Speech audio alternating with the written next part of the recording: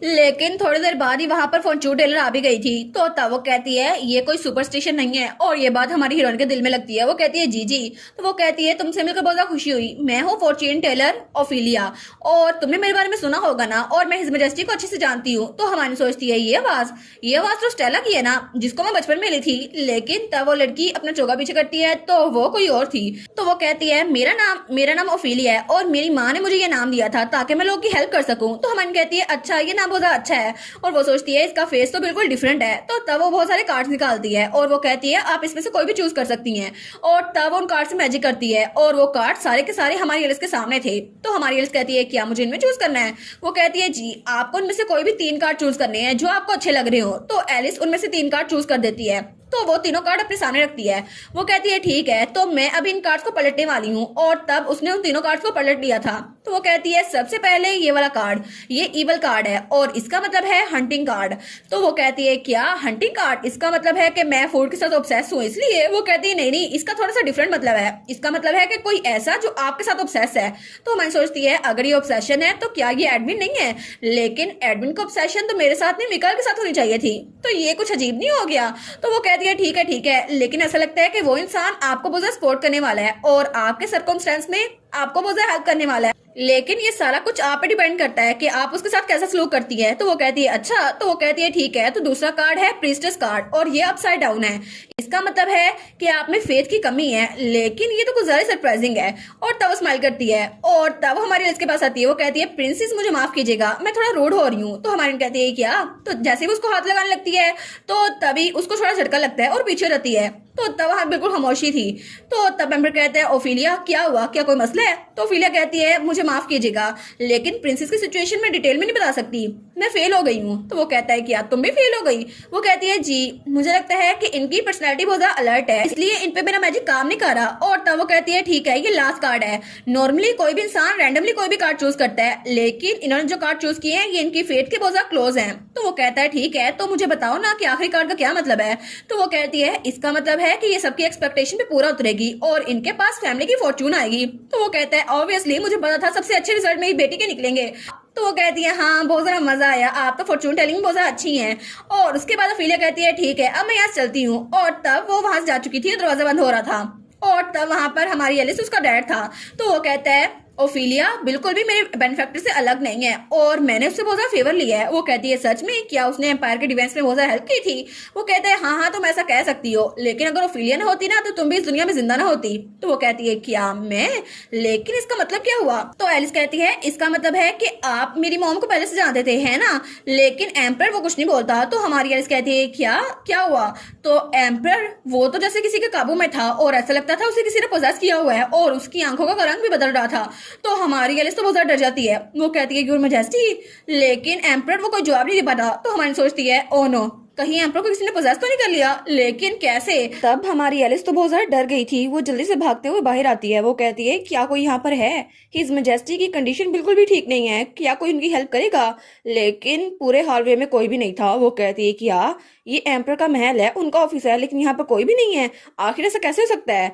तभी उसे पीछे से कोई बुलाता है एलिजाबेथ। तो जब वो पीछे मुड़ के देखती है तो एम्पर बिल्कुल ठीक था।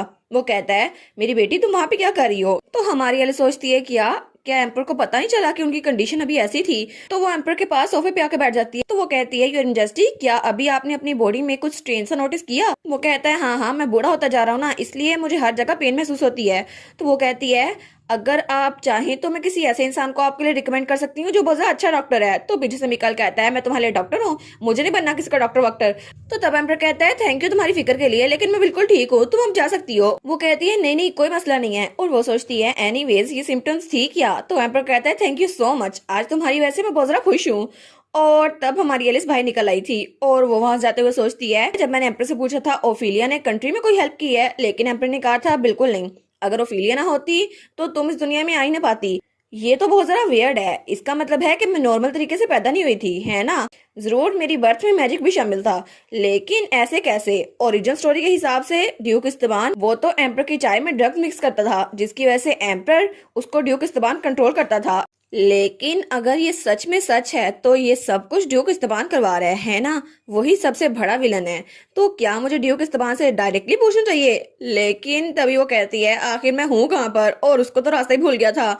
वो सोचती है अब मैं यहाँ पे एम्पर के महल में रह रही हूँ तो मुझे तो रास्ता नहीं पता, क्योंकि पहली बार तो मैं यहाँ बग्गी में आई थी। और वो सोचती है कि या मैं इधर जाऊँ या दूसरी तरफ जाऊँ। तो तब वहां पे कुछ मेड्स और सर्वेंट थी, तो तभी वो लोग भी हमारी एलिस को देखते हैं, लेकिन हमारी एलिस उनसे कुछ पूछने लगती है तो वो वहां से भाग जाते हैं। तो हमारी कहती है क्या क्या ये लोग मुझे इग्नोर कर रहे हैं, बिल्कुल ड्यूक के महल की तरह। लेकिन वो सोचती है चाहे मैं कहीं मर्जी चली जाऊं लेकिन हर कोई मुझे ऐसे ही ट्रीट करता है। और तभी वहां पर एक आदमी आता है जो कि कुछ अजीब लग रहा था। वो कहता है ये हमारी पहली मीटिंग है ना, मैं हूँ एरन फ्रेडरिक और आपसे मिलकर बहुत ज्यादा खुशी हुई। तो वो कहती है ओ आपसे मिलकर भी बहुत ज्यादा खुशी हुई। तो वो कहता है आप तो जैसे मैंने रूमर सुनी थी ना वैसे ब्यूटीफुल हैं। तो वो कहती है अच्छा। लेकिन वो सोचती है कि ये रोड नहीं है, अचानक से मेरे पास आ गया और मुझसे बातें करने लग गया। तो वो कहता है ओ आपको हमारे घर आना चाहिए। तो वो कहती है नहीं एक मिनट रुके सही। तो तब वहां ट्री के पीछे से कोई उनको छुपकर देख रहा था, लेकिन वो कहता है आप मेरे साथ चले ना, उसका हाथ पकड़ने लगता है। लेकिन तभी वहां से कोई चीज उड़ती हुई आती है और उस आदमी के हाथ पे लगती है और वो कहता है क्या मेरा हाथ। और तब हमारी लिस्ट उसको देखती है, वो कहती है क्या चेस्टर। और तब हमें चेस्टर दिखाया जाता है। वो कहता है अच्छा तो आप मुझे जानती है प्रिंसेस। और वो तो एक नाइट लग रहा था। वो कहती है जी जी मैंने आपका नाम पहले सुना था। और वो सोचती है मैंने तो एक्सीडेंटली इसका नाम भी बोल दिया, लेकिन ये ऑब्वियस है कि ये एडविन के लिए काम करता है और ये तो अंधेरे में काम करता है ना, तो आखिर ये अभी पर्स में क्या कर रहा है। वो कहता है मुझे बहुत ज्यादा खुशी हुई कि आपको मेरा नाम पता है। तो पीछे से वो आदमी कहता है आखिर तुम कर क्या रहे हो। एक पोर स्टेटस वाला वो मेरे सामने आए और मेरे हाथ पे कुछ मारे, तो वो उसका हाथ पकड़ता है और उसको दबाता है। और फिर वो कहता है जी बिल्कुल मैं एक ऐसा इंसान हूँ जो एक स्लेव का बेटा है, लेकिन मेरी पोजीशन रॉयल नाइट के कमांडर के तौर पर है, तो आपको मुझ पर टेंशन देनी चाहिए।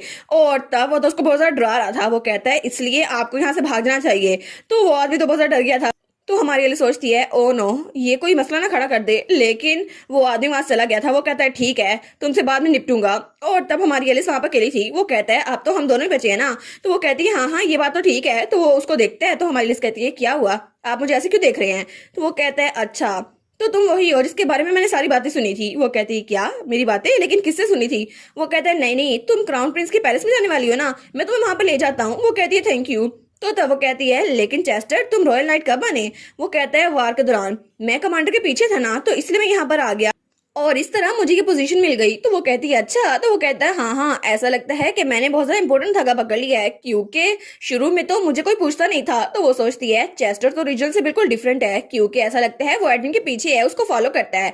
लेकिन पहले वो तो एडविन को कुछ समझता ही नहीं था और वो तो सिर्फ स्ट्रेंथ की रिस्पेक्ट करता है, इसलिए उसे लगता है कि एडविन उसके वर्दी है। तो वो कहता है जब पहली बार मैं मोनार्क से मिला था ना एडविन से, तो मैंने उसको टीज किया था कि एक बच्चा यहाँ पे बैटलफील्ड में क्या कर रहा है, और मैंने कहा ये बच्चों के खेलने की जगह नहीं है। लेकिन तब एडविन से मैंने कहा मुझसे लड़ाई करो अगर तुम्हें हिम्मत है।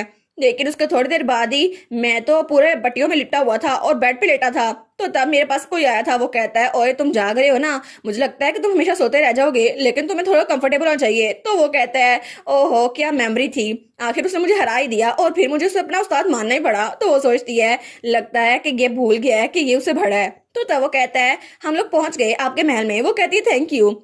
तो तब वो कहता है मुझे माफ कीजिएगा कि मैं आपके साथ थोड़ा रूड था, लेकिन मैं बैटलफील्ड से अभी वापस आया हूँ तो मुझे लोगों से बात करने नहीं आती, तो आप समझेंगी ठीक है। तो वो कहती है हाँ हाँ कोई बात नहीं, वैसे भी मैं आपको थैंक यू बोलना चाहती हूँ मेरी हेल्प करने के लिए। तो वो कहता है ठीक है तो फिर आपसे मिलता हूँ बाद में। और तब हमारी एलिस खुशी खुशी वहां से जा रही थी। वो सोचती है हाँ बिल्कुल इसे लोगों से बातें करनी नहीं आती, लेकिन फिर भी अच्छा इंसान है। और तब वो उसको वहां जाते हुए देख रहा था, लेकिन तभी वो पलटता है और तब वो गुनगुना रहा था। और तब सीन चलता है और हमें एडविन दिखाया जाता है जो अपने ऑफिस में बैठा हुआ था। तो तभी वहां पे चेस्टर आता है। वो कहता है आप बिजी तो नहीं है। तो वो कहता है नहीं क्या हो रहा है। तो वो कहता है कुछ नहीं, मैं तो बस आज प्रिंसेस से मिला था। तो एडविन कहता है क्या प्रिंसेस से। वो कहता है हाँ बिल्कुल, वो तो अपना रास्ता भटक गई थी लेकिन कोई उनको रास्ता दिखाई नहीं रहा था, इसलिए उनकी हेल्प करने के लिए कोई तैयार नहीं था। तो तभी एडविन को थोड़ा गुस्सा आता है और ये बात चेस्टर को भी महसूस होती है। वो कहता है क्या हुआ। तो एडविन कहता है क्या कहा तुमने, कोई भी एलिस की हेल्प नहीं कर रहा था, लेकिन उनकी हिम्मत कैसी हुई एलिस को इग्नोर करने की। और इसी के साथ ये वाला पार्ट यहीं पर ख़त्म। तो आप लोग बताइएगा आप लोग को ये पार्ट कैसा लगा, और वीडियो को लाइक और चैनल को सब्सक्राइब लाजमी कीजिएगा। बाकी वीडियोस का लिंक भी स्क्रीन पर नज़र आ रहा होगा तो काइंडली उनको भी चेकआउट कर लें। और thank you so much for watching my videos. Stay safe, bye bye.